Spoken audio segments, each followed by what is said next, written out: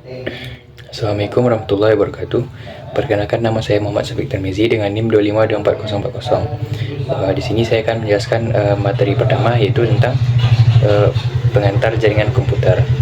Masuk dulu ke sejarah dan definisi dari jaringan. Perlu kita ketahui alasan mengapa jaringan ini ada adalah karena munculnya kebutuhan untuk berbagi. Semisal dulu kita punya dua komputer, terus ingin melakukan transfer dokumen, kita harus menggunakan disk terlebih dahulu atau flash drive dan membolak-balik, yang mana itu tidak efisien. Hal seperti ini mendorong peneliti Amerika Serikat pada tahun 1960-an dalam menciptakan asal mula dari internet, yaitu ARPANET. Dari sejak itu konsep jaringan terus berkembang. Jadi definisi sederhananya, jaringan komputer adalah sekumpulan dua atau lebih perangkat komputasi seperti printer, komputer, bahkan smartphone yang dihubungkan bersama melalui media transmisi. Tujuannya itu adalah agar semua perangkat bisa berkomunikasi dan berbagi sumber daya. Masuk ke karakteristik jaringan komputer. Ada 3 hal penting karakteristik umum jaringan komputer yang perlu kita ketahui, yaitu yang pertama, berbagi sumber daya, yang mana ini adalah jantungnya jaringan. Artinya satu hardware itu bisa atau hardware software bisa dipakai bersama-sama. Contoh, satu printer bisa dipakai oleh 10 komputer tanpa perlu memindahkan kabel. Yang kedua adalah komunikasi antar personal. Jaringan memungkinkan kita untuk mengirimkan pesan, baik itu email, chat, atau panggilan video. Yang ketiga adalah keandalan tinggi. Dalam jaringan, kita bisa membuat salinan data di banyak tempat. Biasanya kita sebut data backup. Jadi misalkan satu komputer kita rusak, data kita masih aman di komputer lain. Lalu tujuan jaringan, ada beberapa tujuan jaringan. Yang pertama, memudahkan berbagi data dan sumber daya. Yang kedua, meningkatkan keandalan. Karena data itu terpusat, risiko kita kehilangan data saat terjadi kegagalan bisa berkurang. Lalu yang ketiga adalah penghematan biaya. Kita tidak perlu membeli printer atau hard drive terpisah untuk setiap orang. Kita cukup beli satu saja yang berkualitas, lalu membaginya. Yang terakhir adalah mempercepat komunikasi. Selanjutnya adalah perangkat keras jaringan. Untuk membangun jaringan, kita butuh beberapa hal utama, yaitu perangkat keras. Ada 3 perangkat wajib. Yang pertama adalah server dan klien. Server adalah komputer yang menyediakan layanan atau sumber daya, sedangkan klien itu merupakan komputer yang mengakses layanan dari server tersebut. Yang kedua adalah media transmisi. Media transmisi merupakan jalannya data, bisa berupa kabel seperti UTP atau bisa jaringan nirkabel atau wireless seperti Wi-Fi. Yang ketiga adalah perangkat penghubung. Di sini ada switch atau hub yang menghubungkan banyak komputer dalam satu jaringan lokal. Terus ada juga router yang berfungsi menghubungkan 2 jaringan berbeda. Lalu kegunaan jaringan komputer pada kehidupan sehari-hari bisa kita lihat. Paling umum itu ada seperti di kantor atau universitas atau sekolah dan lain. Misalnya dipakai untuk integrasi data, berbagi aplikasi, dan seperti biasa akses internet. Yang mana pada zaman sekarang internet itu merupakan tulang punggung dari sistem berbasis cloud, mulai dari penyimpanan foto sampai sistem keuangan perusahaan besar. Intinya jaringan adalah fondasi dari ekonomi digital modern. Lalu masuk ke topologi jaringan. Topologi jaringan adalah struktur fisik yang menentukan bagaimana perangkat dalam jaringan saling terhubung untuk berbagi sumber daya, berkomunikasi, dan mengirimkan data. Topologi ini penting karena menentukan bagaimana data mengalir dan seberapa mudah jaringan itu diperbaiki atau dikembangkan. Nah, topologi itu terbagi pula ada beberapa jenis. Yang pertama adalah topologi bus. Topologi bus merupakan topologi yang semua perangkat terhubung ke satu kabel utama yang panjang. Sederhananya, jika kabel utama itu bermasalah, maka seluruh jaringan itu akan mati. Yang kedua adalah topologi star, yang mana semua perangkat terhubung ke satu titik pusat, yaitu switch atau hub. Topologi ini merupakan topologi yang paling populer karena semisal jika satu kabel klien putus, maka itu tidak akan berpengaruh ke perangkat lain. Lalu selanjutnya adalah topologi mesh, yang mana setiap perangkat terhubung ke semua perangkat lain. Yang ini merupakan topologi yang mahal dan rumit karena butuh kabel yang sangat banyak. Selanjutnya, materi kedua yaitu tentang perangkat lunak jaringan. Masuk dulu ke arsitektur jaringan. Arsitektur jaringan merupakan filosofi dasar bagaimana sebuah jaringan itu dirancang dan beroperasi. Ada dua model utama yang perlu kita pahami. Yang pertama adalah arsitektur client-server. Arsitektur client-server ini merupakan model umum, yang mana di sini ada satu atau lebih komputer khusus yang bertindak sebagai server.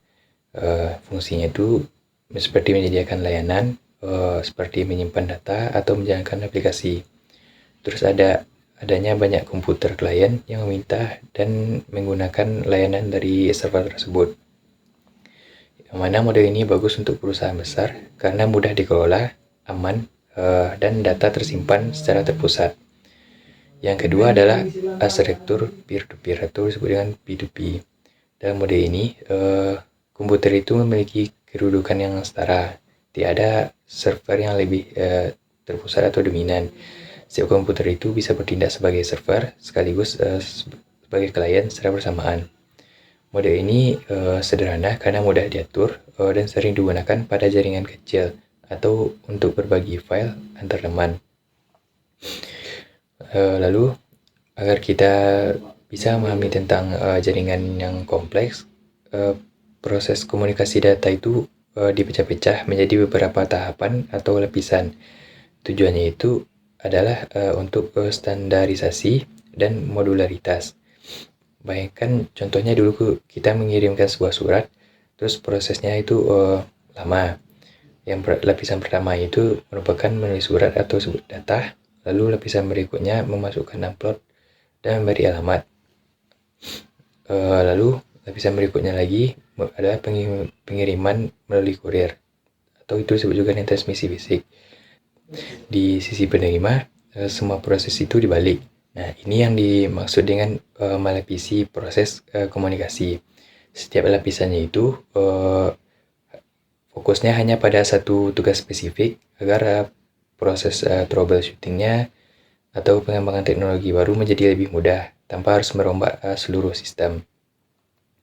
Lalu masuk ke antarmuka dan layanan.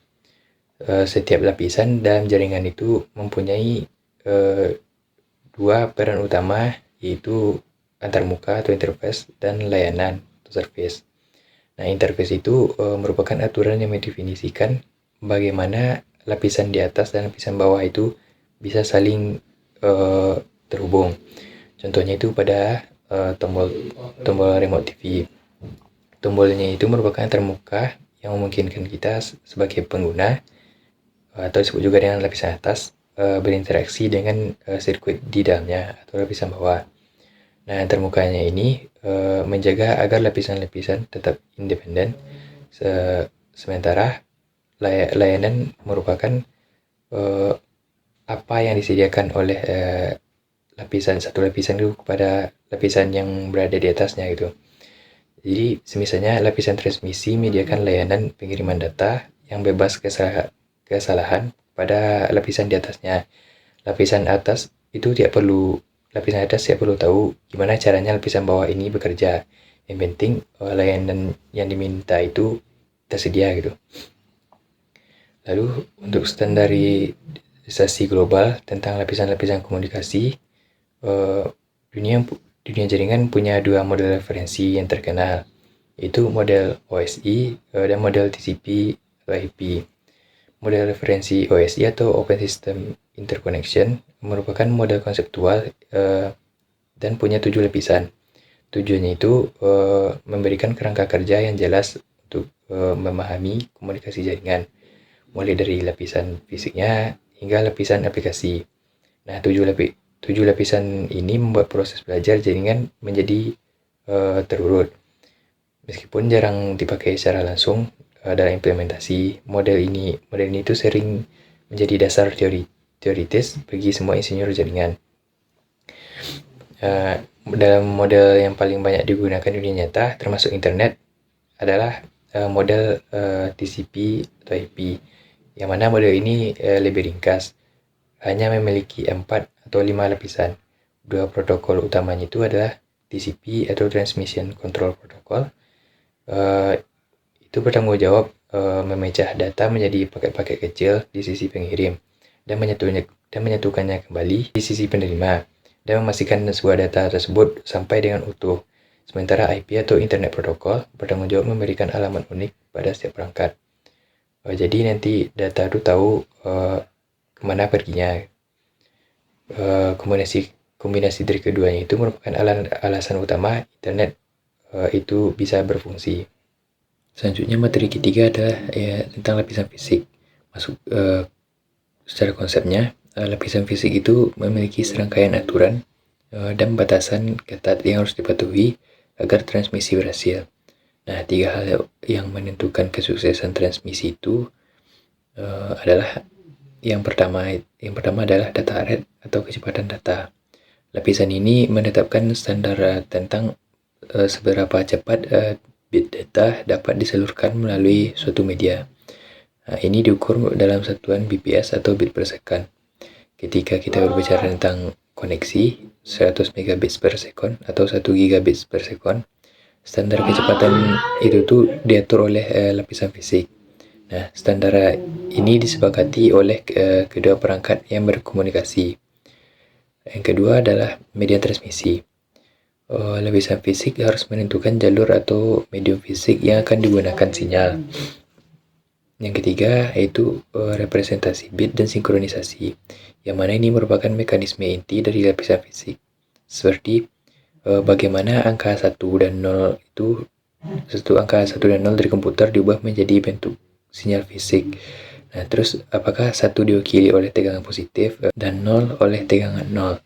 Nah, semua mekanisme pengkodean, terus encoding dan decodingnya itu diatur di sini. Lapisan ini memastikan adanya sinkronisasi yang ketat, yaitu memastikan perangkat pengirim dan penerima memulai dan mengakhiri transmisi pada waktu yang sama. Nah, tanpa adanya sinkronisasi, sinyal akan menjadi kacau dan tidak dapat dibaca. Mungkin singkatnya itu lapisan fisik itu arsitek yang merancang jembatan fisik agar kita dapat menyeberang. Lalu masuk ke media yang dibatasi. Media ini dinamakan terbatas karena sinyal yang terperangkap di dalam jalur kabel tersebut. Yang pertama adalah kabel Twisted Pair atau UTP-STP. Jaringan ini merupakan kabel jaringan yang paling banyak kita ketemui. Kabel ini terdiri dari beberapa pasangan kawat tembaga yang saling dililitkan. Nah, lilitan ini tuh berguna karena secara cerdas mampu mengurangi gangguan elektromagnetik dan noise dari luar. Ada 2 varian. Pertama adalah UTP atau Unshielded, yang populer karena murah, dan STP Shielded yang memiliki lapisan pelindung tambahan. Membuatnya ideal untuk lingkungan dengan banyak potensi intervensi listrik. Jenis ini itu merupakan pilihan utama untuk jaringan kantor lokal atau LAN. Yang kedua adalah kabel coaxial. Kabel ini dikenal karena konstruksinya yang berlapis-lapis. Inti tembaga dikelilingi isolator, pelindung jaring, dan lapisan luar.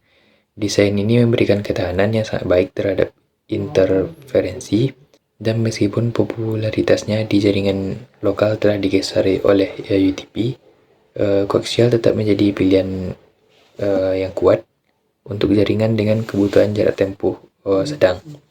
Terus juga masih sering digunakan dalam infrastruktur broadband kabel. Yang ketiga adalah kabel serat optik.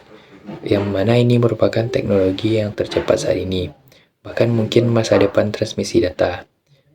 Fiber optik ini mengirimkan data yang dalam bentuk cahaya yang bergerak melalui helai kaca atau plastik super halus. Keunggulan utamanya itu yaitu pada kecepatan menembus terabit per second, imunitas total terhadap interferensi listrik, dan kemampuan transmisi jarak puluhan kilometer tanpa adanya kelemahan sinyal yang signifikan. Terus instalasinya lebih kompleks dan butuh biaya awal yang lebih tinggi.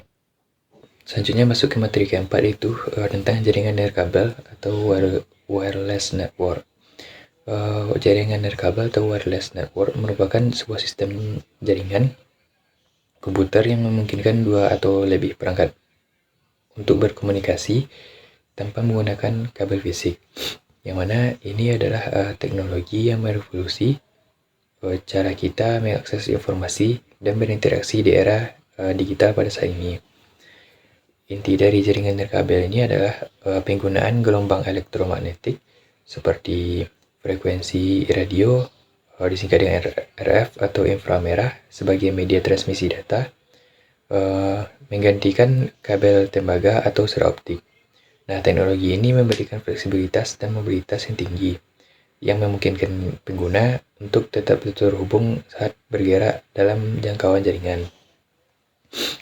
Standar jaringan yang digunakan untuk jaringan nirkabel lokal atau WLAN adalah IEEE 802.11 yang sering kita sebut sebagai dengan Wi-Fi. Masing-masing versi 802.11 seperti 802.11 B, G, N, AC, dan AX itu tuh menandakan peningkatan dalam kecepatan dan jangkauan data. Jaringan nirkabel itu memerlukan beberapa komponen kunci untuk beroperasi. Yang pertama adalah access point atau disingkat dengan AP atau titik akses, yang mana ini merupakan perangkat pusat yang bertindak sebagai jembatan antara jaringan kabel yang ada dan perangkat nirkabel. AP menyebarkan sinyal nirkabel ke area tertentu, menciptakan apa yang disebut sebagai Basic Service Set atau BSS. Dalam lingkungan rumah atau kantor kecil, router nirkabel seringkali menggabungkan fungsi AP, router, dan switch dalam satu perangkat. Yang kedua adalah wireless network adapter atau kartu jaringan nirkabel, yang mana ini merupakan perangkat yang dipasang pada laptop, smartphone, atau komputer desktop. Fungsinya itu adalah untuk mengubah data digital dari perangkat menjadi sinyal frekuensi radio atau transmisi, dan sebaliknya. Yang ketiga adalah antena. Antena ini digunakan oleh AP dan adaptor nirkabel untuk memancarkan dan menangkap gelombang radio. Jenis antena bervariasi dari omnidireksional atau menyebar ke segala arah, hingga direksional atau fokus hanya pada satu arah. Proses komunikasinya itu sederhana. Perangkat kita mengirimkan data dalam bentuk sinyal radio ke titik akses atau AP, yang kemudian AP menerima sinyal tersebut lalu mengubahnya menjadi data yang sesuai menjadi untuk jaringan kabel dan meneruskannya ke tujuannya. Misalnya tujuannya itu ke server internet. Karena sinyal nirkabel ini menyebar di udara, isu keamanan menjadi sangat penting. Siapapun yang berada dalam jangkauan sinyal berpotensi untuk mendengarkan atau menyusup ke jaringan itu. Nah, karena hal tersebut, protokol enkripsi diperlukan. Yang pertama adalah protokol WEP atau Wired Equivalent Privacy, yaitu protokol enkripsi paling awal dan dianggap sangat rentan. Yang kedua adalah WPA atau Wi-Fi Protect Access, itu pengganti WEP yang lebih aman dengan WPA 2 dan WPA 3 menjadi standar pada keamanan saat ini. WPA 2 dan WPA 3 saat ini merupakan metode enkripsi yang paling direkomendasikan dan paling aman melindungi data kita yang ditransmisikan di jaringan nirkabel. Selain Wi-Fi atau WLAN, ada beberapa jenis jaringan nirkabel. Kalau dari berdasarkan jangkauannya, ada WPAN atau Wireless Personal Area Network, yaitu jaringan yang jangkauannya sangat pendek, biasanya dalam radius beberapa meter. Contohnya itu seperti Bluetooth dan NFC. Biasanya ini digunakan untuk menghubungkan headset, keyboard, atau pembayaran nirkabel. Kedua ada WMAN atau Wireless Metropolitan Area Network, yang mencakup area metropolitan yang luas. Contohnya adalah WiMAX. Yang ketiga adalah W1 atau Wireless Wide Area Network, mencakup area yang sangat luas seperti seluruh negara, yang mana ini adalah jaringan yang digunakan oleh operator seluler, termasuk teknologi 3G, 4G, LTE, dan 5G. Masuk ke materi terakhir, yaitu tentang perangkat keras jaringan komputer. Perangkat keras jaringan komputer atau disebut juga dengan network hardware merujuk pada komponen fisik dan elektronik yang diperlukan untuk membangun infrastruktur jaringan yang memungkinkan komputer dan perangkat lain untuk saling berkomunikasi, berbagi sumber daya, dan mengakses internet. Fungsi utama perangkat keras ini secara umum ada tiga fungsi. Yang pertama adalah connectivity atau koneksi, yaitu menyediakan media fisik seperti port atau nirkabel agar perangkat dapat terhubung. Yang kedua adalah transmission atau transmisi, yaitu mengirimkan data berupa sinyal listrik, cahaya, atau radio dari satu titik ke titik lain. Yang ketiga adalah traffic management atau manajemen lalu lintas, yang mengarahkan data ke tujuan yang benar dan mengelola aliran informasi di jaringan. Perangkat keras ini mempunyai komponen inti jaringan. Yang pertama adalah end device atau perangkat akhir, yang mana ini adalah perangkat yang digunakan pengguna untuk bekerja dan mengakses jaringan, seperti komputer, desktop, laptop, server, smartphone, dan printer jaringan.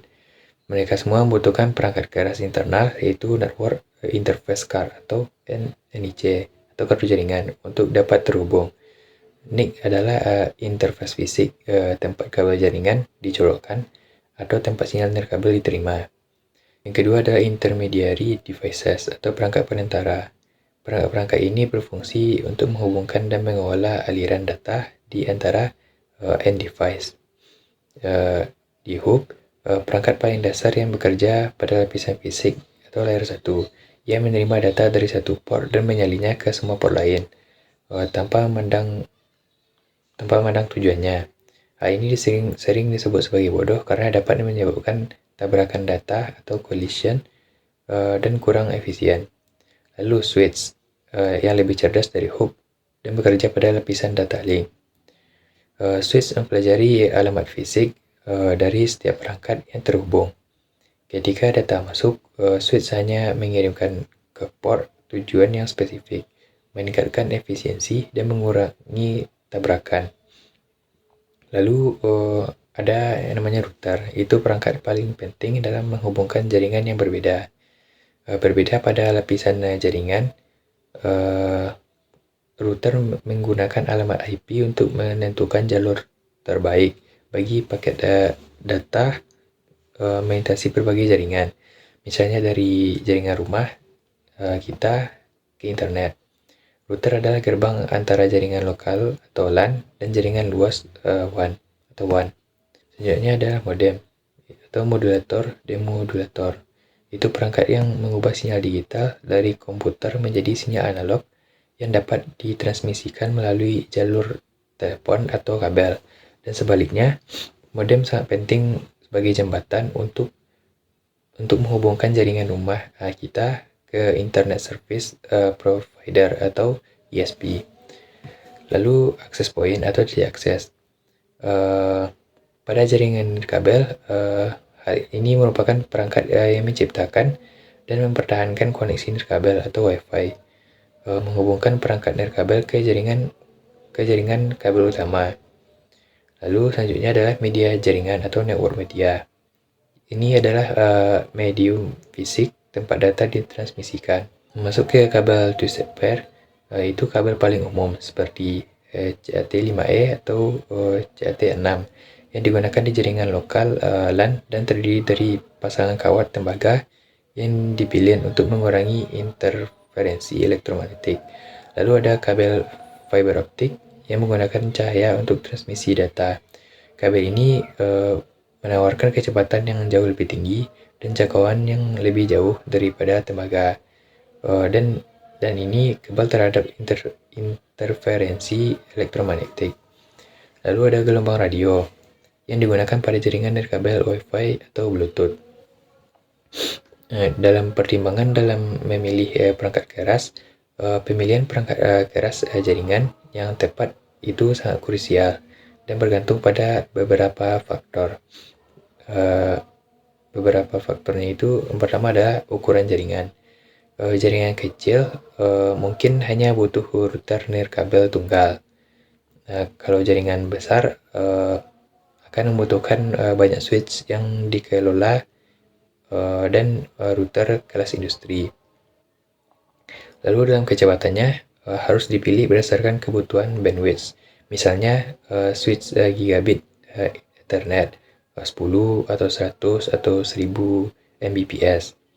Lalu dalam anggarannya, perangkat kelas konsumen dan kelas perusahaan memiliki perbedaan harga dan fitur yang signifikan.